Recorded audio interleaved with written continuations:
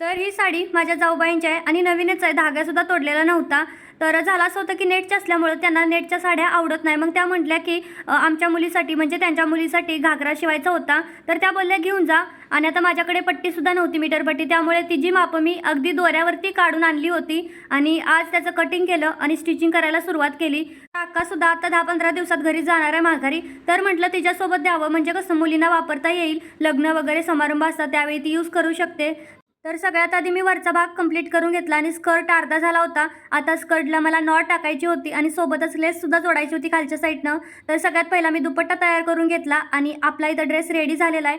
तर आहे तिचा टॉप आणि टॉपसाठी आपण पदराची जी काही डिझाईन होती ती इथं यूज केलेली होती, त्यामुळे टॉपचा लुकसुद्धा छान आला आहे आणि इथं आपला स्कर्टसुद्धा रेडी झालेला आहे. तर हा घागरा ड्रेस तुम्हाला कसा वाटला मला कमेंट करून सांगा. 7 वर्षाच्या मुलीचा हा घागरा आहे. जर कटिंग आणि स्टिचिंग बघायचं असेल तर कमेंट करा आणि व्हिडिओ आवडला असेल तर एक लाईक नक्की करा. Bye bye.